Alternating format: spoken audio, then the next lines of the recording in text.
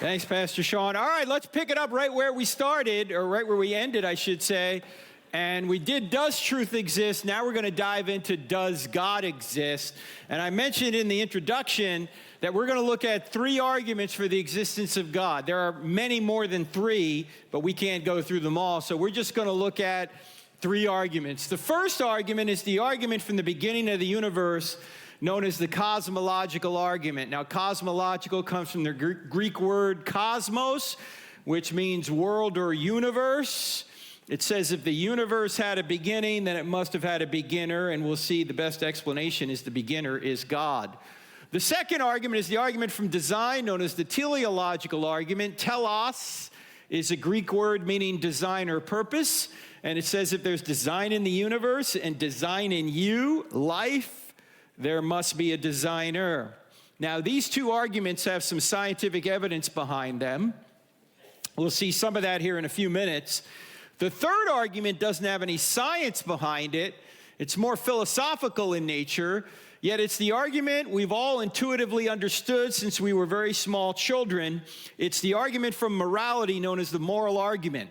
And it says if there's one thing morally wrong out there, just one, like it's wrong to torture babies for fun, or it's wrong to murder 6 million people in a Holocaust, or it's wrong to walk into a school and shoot 9-year-olds, then there has to be a God. Why? Because if there is no standard beyond humanity, then all of those issues would just be a matter of opinion.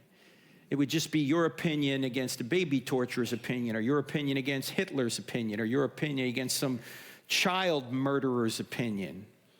Well, we know that these issues aren't just a matter of opinion. They're really wrong, which means there must be a standard of really right that we're obligated to obey. And that standard is what we call God's nature.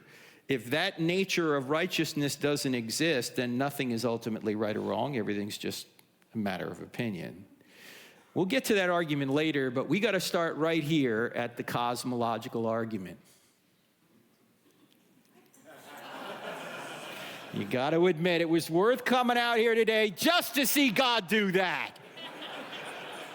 I mean, some of you said, I've never seen God move. Oh, really? Check this out. Now, this is the argument that many say points back to the big...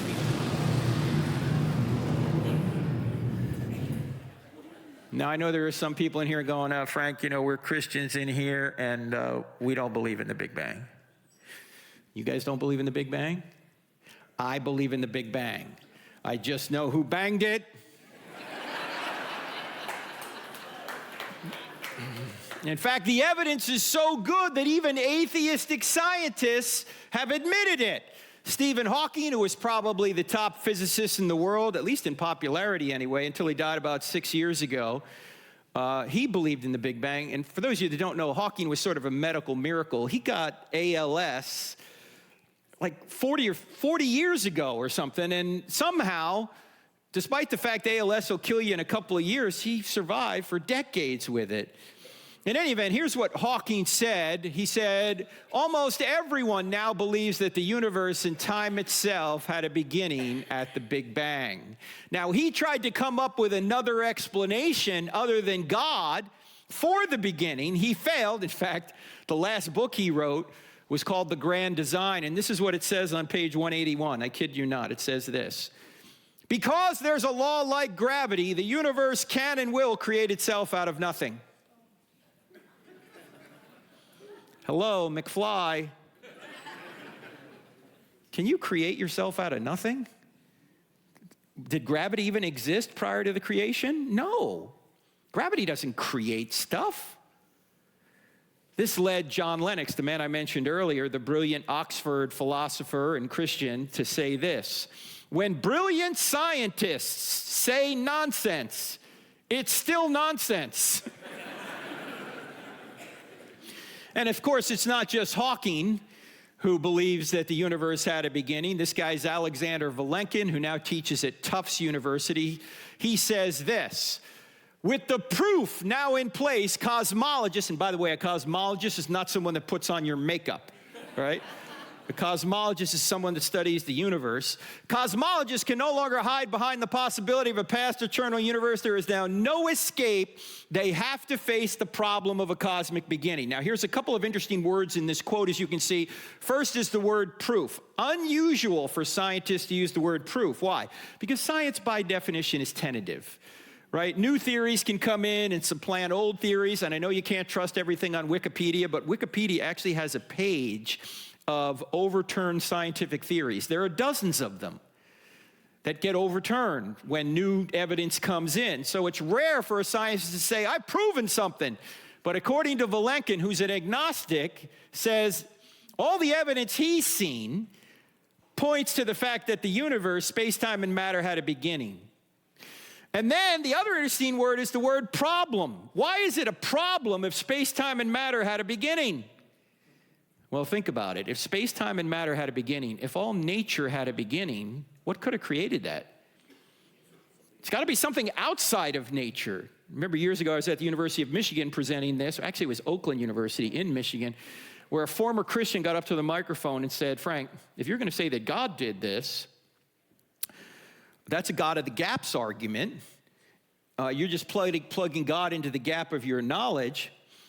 And if you just give science more time, science will find a cause for all of nature. And I said to him, John, first of all, that sounds a lot like faith, that science will find it. But secondly, you're never going to find a natural cause for all of nature in principle. Because you can't create yourself. There's got to be something outside of nature. He said, no, just give science more time. I said, John, for you to say that we're going to find a natural cause for all of nature would be like me saying, if you just give me more time, I'll figure out that I gave birth to my own mother. Right? It's impossible in principle. If nature had a beginning, whatever created nature can't be made of nature. It must be something beyond nature, something we would call supernature. That's what it means, beyond the natural. And we'll get into this here in just a minute. Now, Valenkin is a believer in the multiverse. Have you heard of the multiverse? That there are, a great number of universes out there, and ours just looks like it's designed when it really isn't. But you know what Valenkin even admits?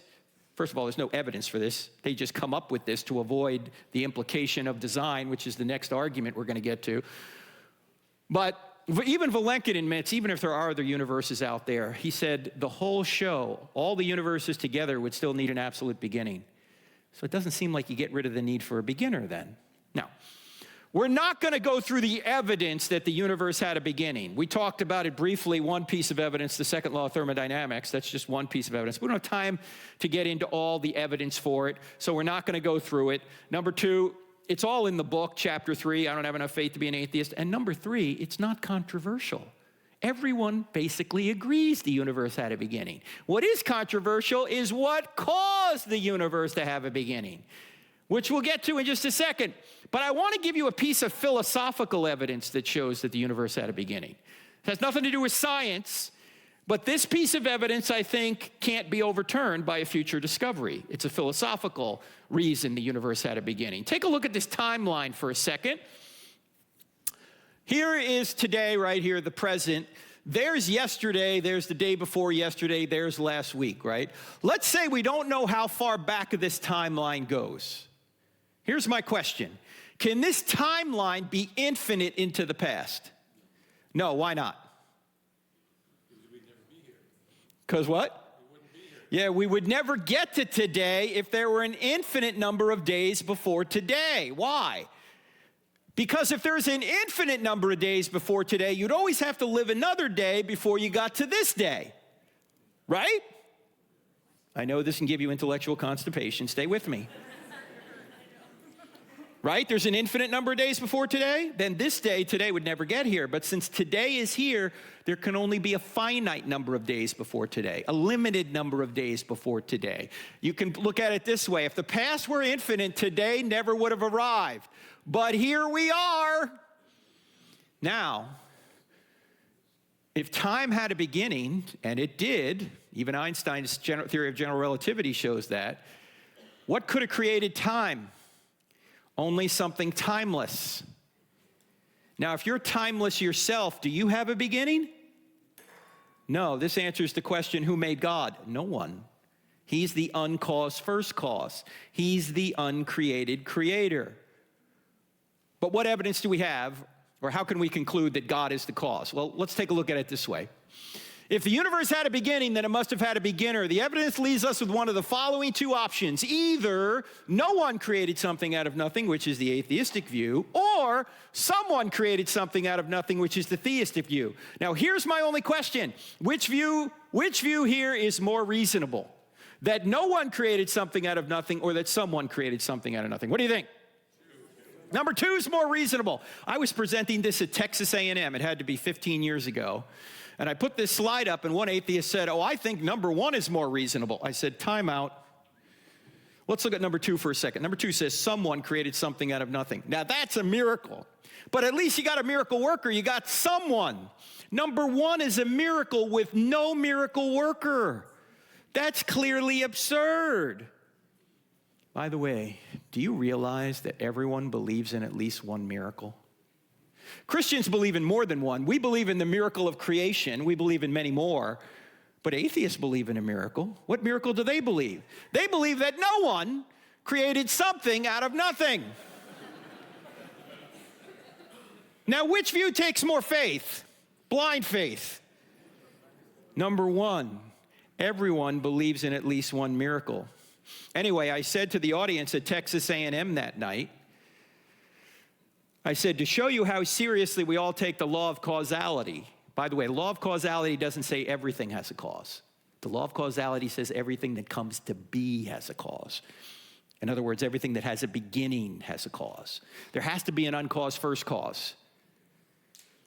So I said to the audience at Texas A&M, I said, to show you how seriously we all take the law of causality, that things don't pop into existence out of nothing, by nothing, without a cause.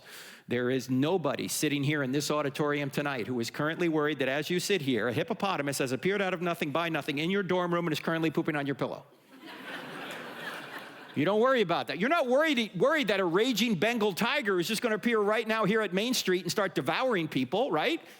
Because you know that things don't pop into existence out of nothing, by nothing, without a cause. There's always a cause for a given effect, and that is the foundation of all science. Science is a search for causes. In fact, how do you know that God exists? If someone were to ask you, how do you know that God exists? I think what you ought to say is this. I know God exists by his effects. I'm reasoning from effect back to cause. If there's a creation, that's the effect. I'm reasoning back to a cause, a creator. If there's design in the universe and design in life, we'll see that in the next argument, then there has to be a designer. You see, that's the effect, design, so you're reasoning back to a cause, a designer. If there's a moral law written on the heart, right and wrong, that's the effect. I'm reasoning back to a cause, a moral lawgiver.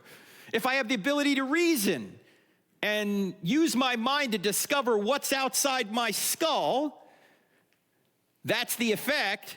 I'm reasoning back to a cause, a great mind. If there's evidence that a man predicted and accomplished his own resurrection from the dead, and he actually did that, that's the effect. I'm reasoning back to a cause. Who could predict a resurrection and then actually accomplish it? Only somebody like God. So you're reasoning from effect to cause. You're doing that even if you think God has spoken to you somehow personally. You're doing the same thing. You're saying, I've got this personal experience with God. That's the effect. I'm reasoning back to the cause. The cause is God. You're always reasoning from effect to cause. That's what scientists do. If scientists are suddenly going to say, well, there's a big exception here. The universe came into existence by itself without a cause. They've given up on all science. Science relies on the law of non-contradiction. The law of causality. Here is what a question you can ask. If there is no God, why is there something rather than nothing? Ask that of an atheist. If there is no God, why is there something rather than nothing? In other words, if there is no God, why does anything exist? Why do you exist? Why do I exist? Why do planets exist? Why do the Dallas Cowboys exist? I'm from New Jersey, so whenever the Cowboys win, it's living proof that Satan is alive and well. Anyway. Now, why does anything exist if there is no God? That's a question that the philosopher Leibniz asked many years ago. So the bottom line is this: if space, time, and matter had a beginning, which most people are agreeing it has, what could have caused that? Think about this. If space, time, and matter had a beginning, what could have caused it would be something that's spaceless, timeless, immaterial, powerful to create the universe out of nothing, personal in order to choose to create. In other words, an impersonal force can't choose to create anything. Gravity doesn't decide to do things. Gravity isn't saying, if Turek drops that thing one more time, I'm not going to pull it to his hand, right? No. Gravity just does the same thing over and over again. In order to go from a state of nothingness to a state of creation, someone had to make a choice, so the cause must be personal. The cause must also be intelligent, to have a mind to make a choice. Now, ladies and gentlemen, when you think about a spaceless, timeless, immaterial, powerful, personal, intelligent cause, who do you think of? God. You say, how do you know it's the Christian God, Frank? We don't. Yet. We haven't done enough research yet. This could be Allah at this point, or some other theistic or deistic God. This doesn't get you all the way to Jesus in one argument.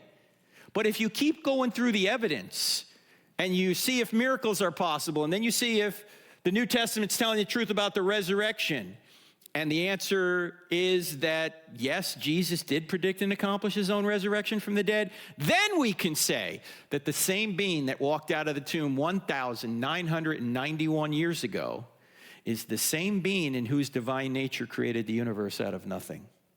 We haven't gotten there yet, but we have a being that looks like it could be the God of the Bible. We've got 6 attributes: spaceless, timeless, immaterial, powerful, personal, and intelligent. We'll see if this is Jesus or not as we go forth. You guys with me so far? Now, for me, this is my favorite argument. Why? Because you get 6 attributes with one argument. Now, you might be saying, Frank, are you seriously going to tell me there are atheists who believe number 1? Yep. How many have heard of this guy, Lawrence Krauss? He was a physicist at Arizona State. He ran into some sexual harassment problems there, apparently, and lost his job. But he wrote a book back in like 2011 called A Universe from Nothing, how he's trying to explain how a universe could come into existence without God, that it could just pop into existence and out of nothing. And I respond to his book in the book Stealing from God. There may be some of those back on the table back there, Stealing from God. In any event, he was on the Stephen Colbert show when Colbert was on Comedy Central, when he was actually funny. You remember that? Colbert, a very smart guy. I don't agree with all his politics, but he did a really good job in this interview with Krauss, and you can find this interview on YouTube. I want you to listen to how many times Krauss, who claims the universe came from nothing, I want you to listen to how many times nothing is actually something, because he talks about the laws of quantum mechanics. He talks about the law of gravity. He talks about if you wait long enough, time is not nothing, it's something. And you're going to see how Krauss fumbles under the kind of funny questions that Colbert asks him. Now, Colbert identifies personally as a Roman Catholic, so you'll see a little bit of this come up. But it's a fun little interview that's about 5 minutes long, so check this out. Okay, doctor. Sweep away thousands of years of mystery and awe at creation that let the greatest minds in civilizations all over the world to lead to one point: a single divine loving creator. Destroy it. Why is there something instead of nothing? It's really easy, because nothing's unstable. And in fact, there's no evidence for any deity. Everything we know about the laws of physics, which are remarkable and have changed everything about the way we think about the universe, what nothing is and what something is. This table here is mostly empty space. This table cost me $500. Well, You tell me I got ripped off? Well, no, wait, let's go back a second, okay? Nothing is unstable. What do you mean that nothing is unstable? Nothingness is nothingness. Well, the physics has changed what we mean by nothing. In fact, nothing is a empty space, is a boiling, bubbling brew of virtual particles popping in and out of existence oh, wait, so wait, no, fast. that's not nothing. That's something. Why Why are those virtual particles there? Because of the laws of quantum mechanics. And they tell us that even though you can try and count and see what's in there in empty space, you'll see nothing. But in fact, one of the biggest mysteries, and the reason I wrote the book, one of the greatest discoveries of the last 50 years is that, in fact, empty space weighs something. Empty space weighs something. In fact, it's the dominant stuff in the universe. Nothing So is almost everything. I am never going to lose those last 5 pounds. Okay, you say there are 3 different types of nothing. That's right. What are the 3? I didn't know there was such a variety. A sampler platter of I would have thought nothing. you'd be an expert on it. But On in any nothingness? case, Yes? In any case, there are 3 different kinds of nothing. First, empty space, which I'd say is probably the nothing of the Bible, an eternal, dark, empty void. Do you mean like a true hard vacuum? That would be, that's nothingness you're talking about? Most of people would have thought that would be nothing. That's what I think nothing is. And then I tell you Also, that, Baltimore. but then if I tell you that kind of nothing actually is unstable, if you wait long enough, that kind of nothing will always produce particles. It will always produce something. It will. By saying that it will, if you wait long enough, the laws of quantum mechanics tell us that particles will burp out of empty space and eventually fill up a universe. It's really remarkable. To me, that sounds like the empty space may be empty to us, but it is some sort of sheath or membrane between us and some other reality. No, there's nothing. Well, there's absolutely nothing there until there's something. What's the second type of nothing? Okay, well then if you don't buy that, then I could say, well, you might say, well, that's not nothing because there's space. Yeah. Well, it turns out if you apply quantum mechanics to gravity, then in fact, space itself becomes dynamical, and universes, spaces themselves and time can pop into existence where there was none before. So in fact, in space some theoretical end space, before the moment of creation, there can be no time and no space and no energy? And no energy. Zero and then energy. Suddenly, from nowhere and from nothing comes something and somewhere. And all sorts of stuff, and it sounds like the ultimate free lunch, and yes, it is. It is. It is, and and what's remarkable is it's possible without any supernatural shenanigans. And But listen, stop with that. Why? Why is what you're doing, whatever this is? Because obviously, because I am not in the priesthood, I can't understand the scrawls on the blackboards you people down at, where are you? Well, that's why I wrote the book, so you could. Where are you? You're Arizona State. Arizona State. Okay, you priests of theoretical physics, you can explain to each other what you mean with your language of math, and I have to take that on faith. No, in fact, you should be skeptical. I am. And in fact, you should, I know. And that's why you should, that's why I tried to provide the arguments in the book. But I will never read it. So why other people should, you should buy it. Buying it is important. Buying is good. Yeah, done. Okay, but why does what you're saying have to be an attack on my God? It doesn't have to be an attack. But that's all you've done. You've attacked my God for the last 6 minutes. No, you have. All I've said is you don't need him. That's an attack. No, of course we are here to love God, the universe, serve God. as we understand it, we've changed our minds about the universe. We've learned that the universe is more remarkable than anything we ever thought before. And in fact, changing your mind and in fact being wrong is wonderful. You should try it sometime. It's really amazing. It means that the fact that the universe is more remarkable than the fairy tales that were talked about by Bronze Age literate peasants before we knew the Earth orbited the Sun. You're not attacking at all, but go ahead. No, but I mean, Leslie, so you believe there's no God? I don't even use the word believe. The point is there is no God. There's no need for God. Is there God? Is there God? It's what would you say? There's no evidence for God. Okay. There's no evidence for God. So let me ask something. If there is no God, okay, if there is no thing called God, if he is nothing, can't something come from him?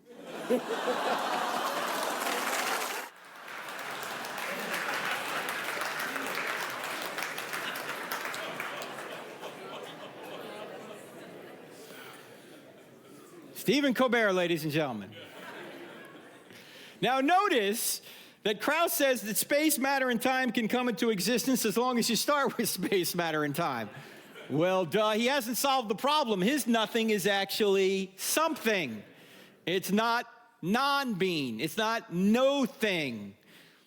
I mean, if I say I had nothing for lunch yesterday, you wouldn't think I had a plate of food called nothing, right? You would say, no, Frank didn't have lunch yesterday. Well, the universe came from nothing, non-being. In fact, Aristotle had a good definition of nothing. He said, nothing is what rocks dream about. Okay. God created out of nothing. Secondly, he says there's no evidence for God. Notice that? But we could go through a number of lines of evidence as we've started to do here, but maybe a better question I might ask him is, first of all, what evidence would you need to see in order for God to exist? But then secondly, why is there evidence for anything, not just God? In other words, evidence presupposes that this is an orderly universe, that it operates by cause and effect, and that you can detect cause and effect, and your mind can detect it. That is better explained by God than just molecules bumping around, which is what atheists believe. He's a materialist. He thinks we're moist robots. So why should we believe anything he thinks if he is a moist robot, that he's not reasoning to reality?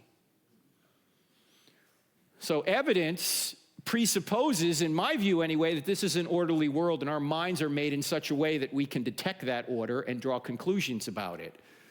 Also, why is there evidence for anything? That's what I just mentioned. And then why do you celebrate there's no God? You didn't catch this because he was saying it under his breath, but he said it in other contexts. He says, we celebrate there's no God. Time out. Why would you celebrate there's no God? Because he's not an atheist. You know what he is? He's what he said in another context. He said, I'm an anti-theist. Anti-theist. That means it's not just that I don't believe in God, I'm against God. I don't want there to be a God. That's really the issue. This has nothing to do with evidence. This has everything to do with his own personal desires. It's not a matter of the evidence for God's existence. It's really evidence of his resistance. He doesn't want God to exist. That's why you should always ask people, if Christianity were true, would you become a Christian? Or you might phrase it differently because people have a negative connotation about Christianity. You could say, if Jesus really did predict and accomplish his own resurrection from the dead to prove he was God, would you follow him? Still, you know what the answer is probably? No, I'm God over my own life. So, if this is the best the atheist can come up with, you got to have a lot of faith to be an atheist. Someone should write a book, I'm telling you. In fact, my mentor, Dr. Norman Geisler, used to say, I read atheists for devotions. Because I go, this is the best you've got? Man, you're really boosting my faith here. All right, let's go to the teleological argument. We'll spend a little bit more time on this one. This is a very, very interesting argument, and it's relatively new, at least the universe aspect of it, because there's two aspects to this argument. The universe appears to be designed, and life appears to be designed. The first part of this, the universe being designed, is called the fine-tuning of the universe. And scientists have just discovered this over the past several decades, that the universe is highly fine-tuned to allow life here on Earth. That if you were to change any one of a number of factors, just imperceptibly, there would either be no universe or no universe that could support life. Again, called the fine-tuning of the universe. And you might be surprised to know even atheists admit this. This is Stephen Hawking again, who famously said this. He said, if the expansion rate of the universe was different by 1 part in 1,000 million a second after the Big Bang, the universe would have collapsed back on itself or never developed galaxies. If the expansion rate at the very beginning was that infinitesimally different, we wouldn't be here. Now, you can't come up with some sort of evolutionary explanation for that expansion rate to be what it is. You can't say, well, the expansion rate evolved by chance, whatever that means, to this rate. Why? Because it's an initial condition of the universe. It started at the right place. It didn't evolve. It just began right where it needed to begin. What could have caused that? Seems to me the same being that created space-time and matter is the same being that fine-tuned the expansion rate to be precisely what it needed to be for this universe to exist. If that was slightly different, we'd either have no universe or a universe that couldn't support life. Also, the gravitational force, if it were altered by more than 1 part in 10 to the 40th power compared to the strong nuclear force, we wouldn't exist. What's 1 part in 10 to the 40th power? That's 1 part in 1 with 40 zeros following it. You say, Frank, I can't get my head around that number. Neither can I. Let me give you an illustration. Take the entire North American continent, from Central America all the way to Greenland. Stack it in dimes all the way to the moon, 238,000 miles. And then do that on 1 billion other North American continents. Stack it in dimes all the way to the moon. Then take all of those dimes, put them in one huge pile, mark 1 dime red, mix it in, blindfold a friend, throw him on the pile, ask him to pick 1 dime at random. The chance he would pick that 1 dime, 1 red dime, is 1 chance in 10 to the 40th power. Is he going to pick that dime? No. No, he's not. You say maybe it happened by chance. Ladies and gentlemen, is chance a cause? Does chance cause things? Who caused this? Chance. He was just here. No. Chance is not a cause. Chance is a word we use to describe mathematical possibilities. Chance doesn't do a thing. When scientists use the word chance, you know what they really mean? We don't know. Look, there's only 2 possible explanations for this value being where it is. Somebody designed it to be there, or it wasn't designed to be there. What makes more sense? Look, even an atheist like Christopher Hitchens, who I had the opportunity to debate a number of years ago. I don't know if you guys remember Christopher Hitchens. He was a brilliant British atheist who sounded more brilliant than he was because he had a British accent. Remember him? Even he admitted, yeah, this is the hardest one to answer. Why is this value right where it needs to be? And this is just one out of about a dozen of these about our entire universe. Change any one of them imperceptibly, we don't exist. It's as if there's a control room for the universe somewhere, and all these dials are set to precisely where they needed to be. Any one of them, if any one of them were slightly off, we wouldn't exist. How does this happen? Now, I've just shown you 2 about the universe. There's about 100 of them about our solar system. Change any one of them, we don't exist. Let's take a look at our solar system here for just a second. Here we are, 3rd rock from the sun. If we were just a little bit closer to or a little bit further away, we couldn't survive. A little bit closer to, we'd burn up. A little bit further away, we'd freeze. We are what scientists call the Goldilocks zone. It's not too hot. It's not too cold. It is... That's a lie. It's way too cold here right now. I'm telling you. The axial tilt, 23.5 degrees. Change that slightly, we don't exist. Earth rotation, 24 hours. Change that slightly, we don't exist. The size and distance of the moon from us. Change that slightly, we don't exist. Oxygen is 21% in this room right now. If it were 15%, we'd all suffocate. If it were 25%, spontaneous fires would break out. If Jupiter was not in its current orbit, we couldn't exist here on Earth. Why? What does Jupiter do for us? Yeah, its gravitational force is so strong that it attracts most of the meteors and space junk to it rather than us. It's a cosmic vacuum cleaner. In fact, if you take a close-up look at Jupiter, you see what these purple marks are? Those are comet fragment strikes that are bigger than the Earth. Thank God for Jupiter. Jupiter wasn't there, we wouldn't be here. In fact, I saw a story on the internet a few years ago. It said, scientists believe major meteor to hit Earth in 2040. I am rooting for Jupiter. Saturn does the same thing. In fact, you want to see the planets in order here of size?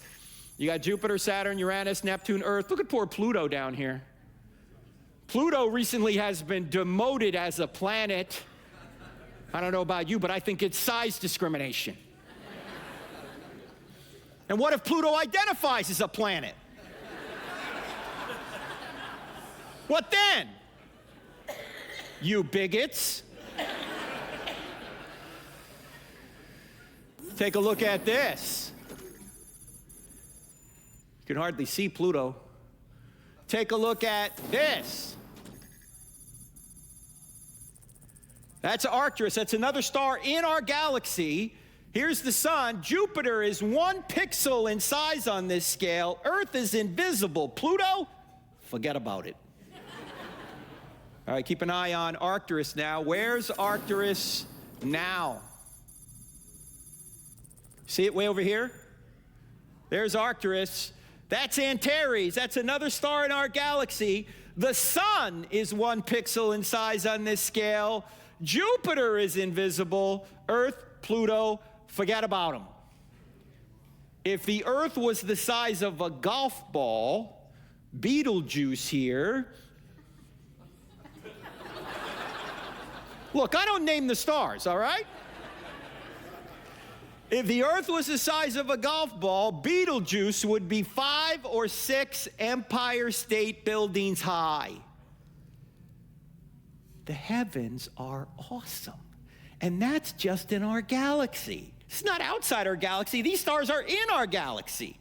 And the average distance between stars in our galaxy is 30 trillion miles, and all that distance is necessary for our Earth to exist in its present life-supporting position. If we didn't have that kind of distance, we wouldn't be held in orbit, which means we couldn't have life here. Now, 30 trillion miles, how far is that? Far. It'll take you at least 2 tanks of gas on a Toyota Prius to go 30 trillion miles. A number of years ago, my wife and I took our 3 sons when they were younger. We took them to the Desert Museum in Tucson, Arizona. I don't know if you ever get to go to Tucson, but south of the city, there is a desert museum, and it's kind of over a hill, so it's shielded from the city lights. And we're out there one night, and it's so clear that the guide said, this is about 25 years ago when the space shuttle used to go up, the guide said, wow, so clear tonight that if we look up at 9:03, we will see the space shuttle in orbit. He said, oh, come on, we're not going to see the space shuttle. It's only 120 feet long. It's 350 miles up. We're not going to see it. Oh, me of little faith. At 9:03, the guide goes, look! When we look up in the sky about 70 degrees above the horizon, there's an object streaking across the western desert sky relative to us about like this. I mean, it's really cooking. When it got right about here, it disappeared. I don't know whether Scotty beamed it up or what. Actually, what happened was, despite the fact that we were in total darkness, the space shuttle was so high up that the sun was still reflecting off of it, and when it got out of the range of the sun, we couldn't see it anymore. Now, when the space shuttle was in orbit, the space shuttle was traveling at about 18,000 miles an hour. That's 5 miles per second. You got trouble getting to work in the morning? Take the space shuttle. You'll be there, here to Vancouver in like 10 seconds, no problem. Well, I did a little calculation to try and figure out how long would it take us if we could get in the space shuttle and go from our star, the sun, to another star in our galaxy, an average distance away, 30 trillion miles. In other words, how long would it take us to go 30 trillion miles if we could go 5 miles per second? How long do you think it would take us? 10,000 years. A long time. You must be a math major. It would take us 201,450 years. That means if you got in the space shuttle at the time of Christ and started traveling from our star, the sun, to another star an average distance away inside our galaxy, you've been going 5 miles a second for 2,000 years, you would be less than 1/100th of the way there right now. And we're going to explore space. No, we're not. We're not going anywhere in space. We can hardly get out of our solar system. It took us 9 years to get to Pluto. I mean, imagine if our solar system was the size of a quarter with the sun at the middle and, Pluto on the outer rim. You know where the next nearest star is? It's over 2 football fields away. The heavens are truly awesome. And there's no way we're going to get to another planetary system. I mean, if it's going to take us 200,000 years at 5 miles a second, I mean, even if you could go light speed, how long would it take? Light speed, 186,000 miles per second. It would take you almost 4 years to get to the next nearest star. Imagine we figure that out. Imagine we get to another planetary system. In fact, what I'm about to show you now is a bit disturbing, but I'm going to show it to you anyway because you're a mature audience. But imagine we get to another planetary system. I mean, it is really too far and too dangerous, but let's say we try this. We get to another planet. We put our flag. This only happened to the Americans. We put our flag on the planet, and then this happens.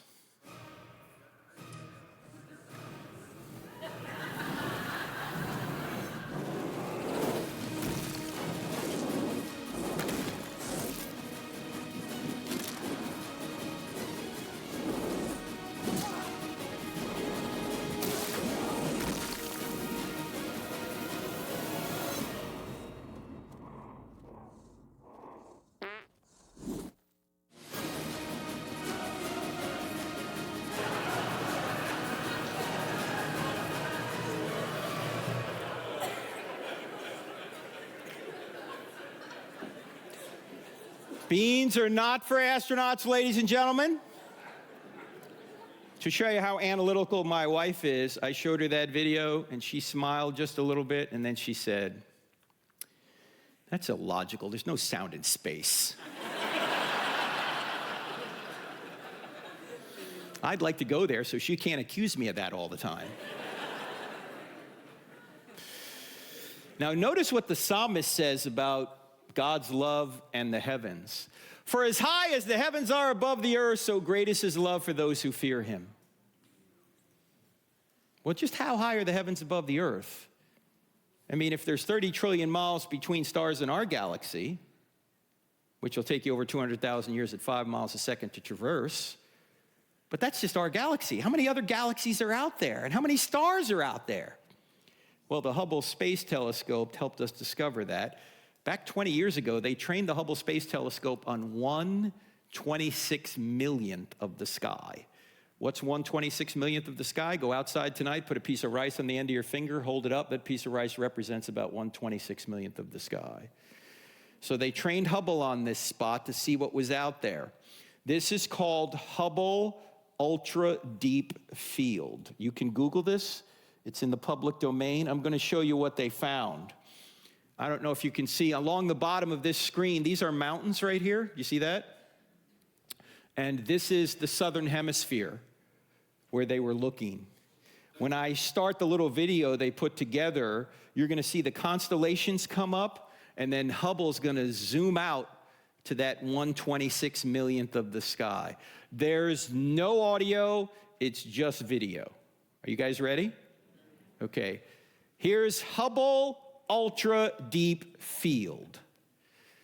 There are the constellations. Now let's go see what 1/26 millionth of the sky, let's see what's out there.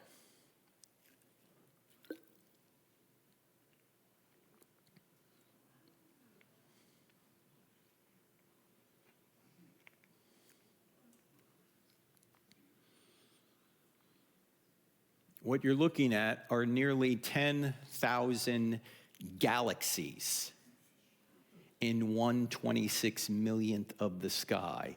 Each of these galaxies having billions of stars of their own.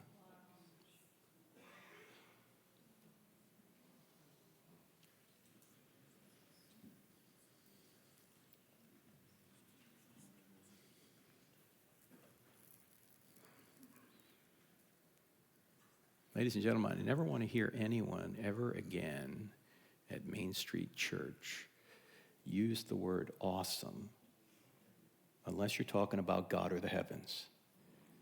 Hey, awesome shot, dude. Awesome TikTok video, dude. Awesome shirt, dude. No! What are you going to say for God? Because the Bible declares the heavens declare the glory of God. Now, when you look at an expanse like this, where you have 10,000 galaxies in 1/26 millionth of the sky, and each of these galaxies have billions of stars, how many stars must be there in the entire universe? The number of stars in the entire universe are about equivalent to the number of grains of sand on all the beaches on all the earth times 100,000. And to go from just one star to another star in our galaxy will take you over 200,000 years at 5 miles a second.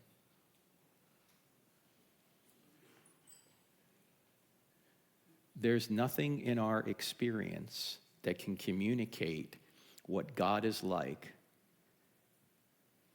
than the heavens. When you look at a virtual infinite expanse, stars equivalent to sand grains on 100,000 Earths, you get an idea of what the Bible means by the infinite nature of God. But you see, there's a big problem if this is true. This means that God is infinite in every attribute, including his justice. If he's infinitely just, we're all in trouble.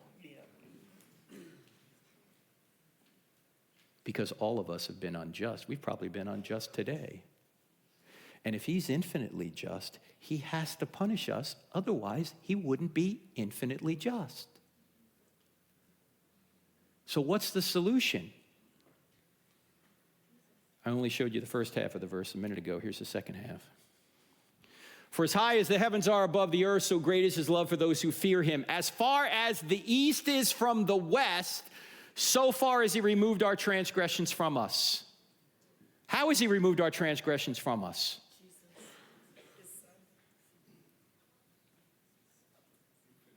If he's infinitely just, he has to punish us, but he doesn't want to punish us because he's also infinitely loving. So what does he do to avoid punishing us? He finds an innocent substitute to take our punishment on himself. Where can he find an innocent substitute? Not in any of us, because we're all fallen. The only place he can find an innocent substitute is himself. So he adds humanity to his deity, comes into this world, allows the creatures that rebelled against him to torture and kill him, so he could take the punishment due them, due us on himself. That way, he can allow us to go unpunished because he's already punished himself in our place, and he can invite us into his kingdom. You see, ladies and gentlemen, this is why Jesus is the only way. It's not some arbitrary claim. Oh, I just said so because I'm God. There's no other way an infinitely just God can allow unjust creatures to go unpunished unless he punishes a substitute in our place. So he does. It's himself. And so when you accept that pardon from God, you're not only forgiven, you're given his righteousness. You get the grace of his righteousness. That's why Jesus is the only way. So just imagine an attribute that is as high as the heavens are above the earth. Now, when you think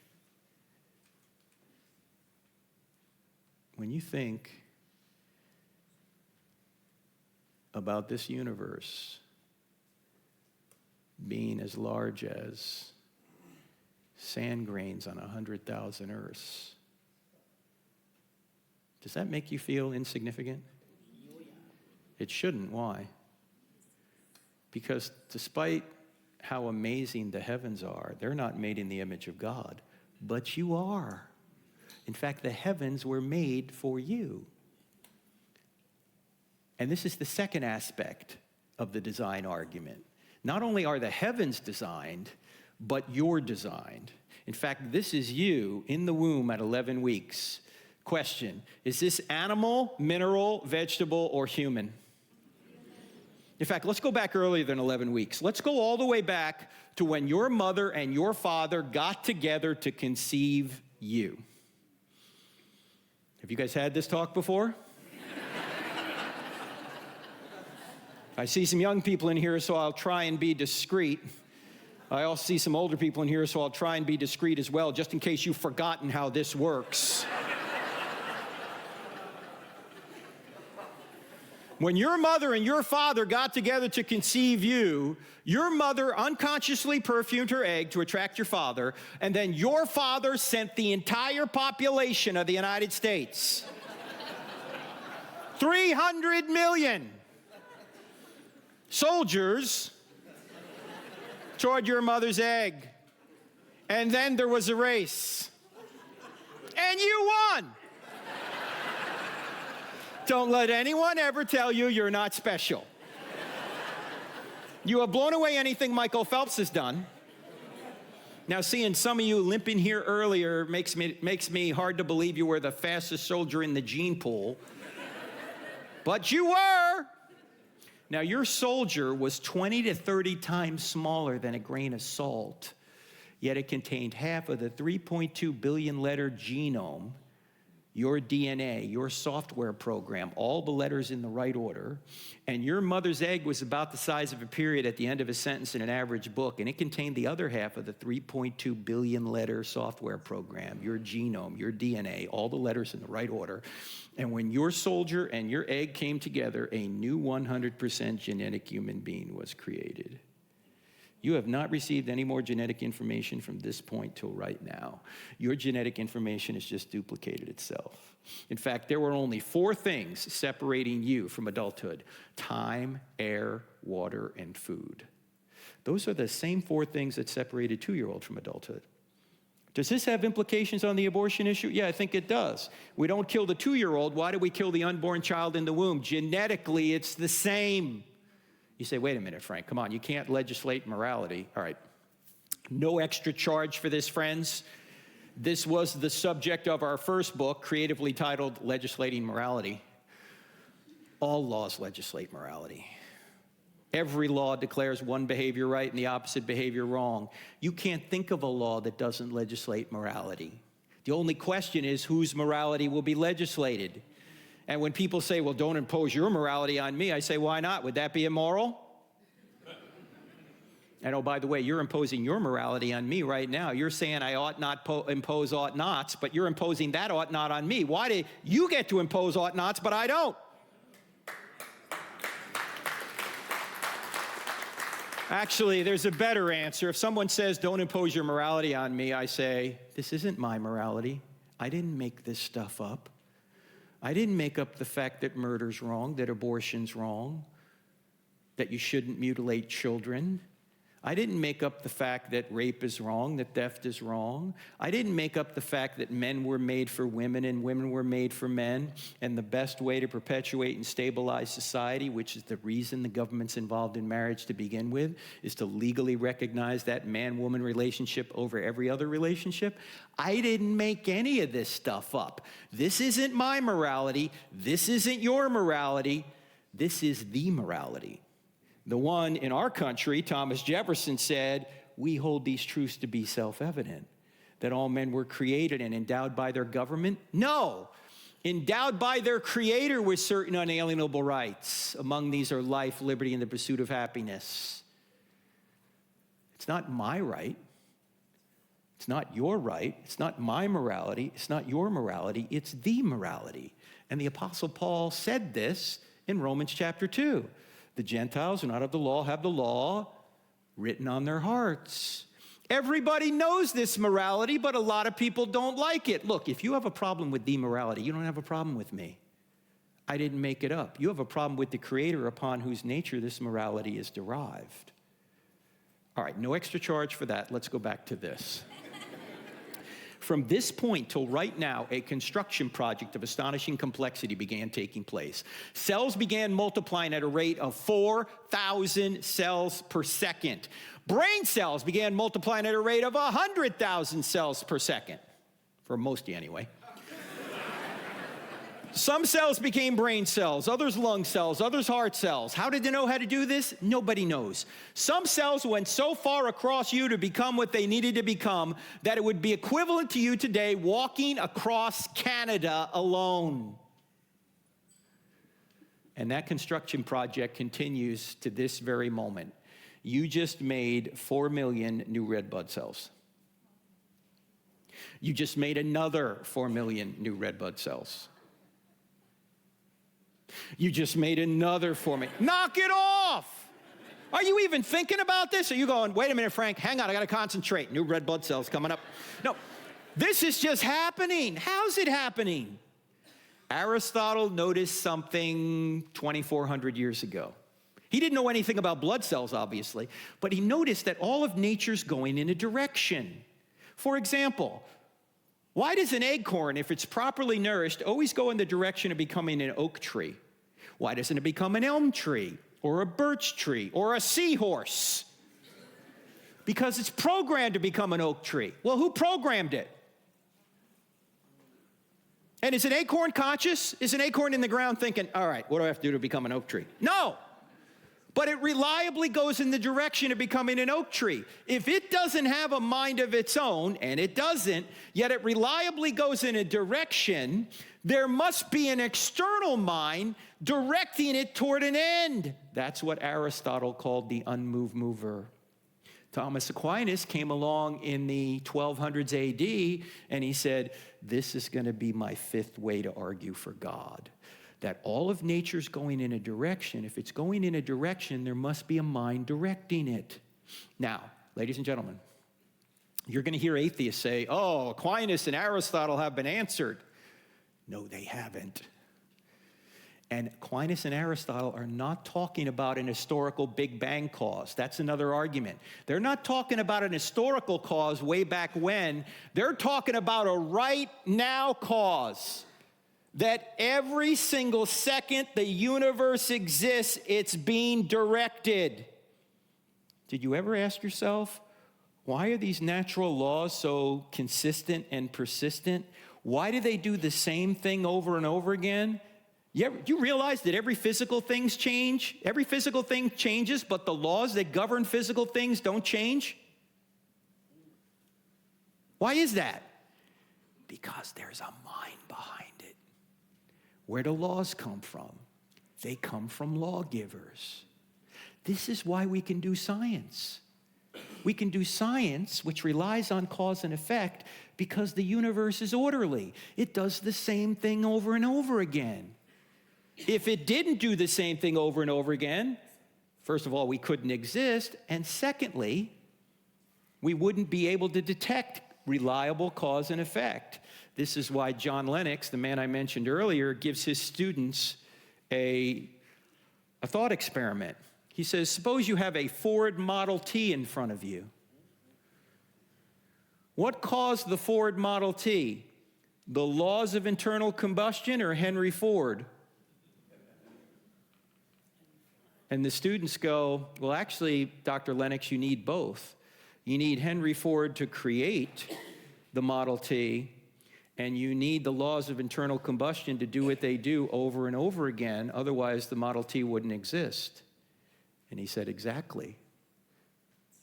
Why do brilliant scientists like Richard Dawkins and others not get this distinction? Even if you're really good at deciphering how the laws of internal combustion work in an empirical way, they do the same thing over and over again, that shouldn't tell you you don't need Henry Ford. Nor should that tell you that you don't need Henry Ford or some kind of creator and designer to keep the laws of internal combustion doing what they're doing over and over again. In fact, God is to the universe what a band is to music. When Josh was up here with the band earlier playing the music, he was playing, creating, and sustaining the music. What happened to the music the second he stopped playing? Music's over. Same thing is true with God. He creates the universe, and he creates you, and he creates the natural laws that sustain the universe, and he sustains the universe, and he sustains you and the natural laws that govern it. If God were to pull his hand away from the universe, we'd all go out of existence. In fact, he is to the universe what a band is to music, and this is why the Apostle Paul says, in him we live and move and have our being, and Christ holds all things together. And the writer of Hebrews says God sustains all things by his powerful word.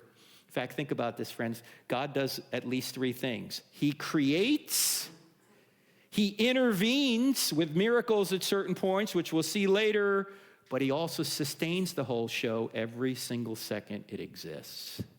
Are you with me? Now, this argument is unpacked more in the book Stealing from God, but again, it's not an historical argument, it's a right now argument. And for me, this is one of the most powerful arguments for God. Why is everything so orderly and consistent? Because there's a lawgiver who created these laws and sustains them.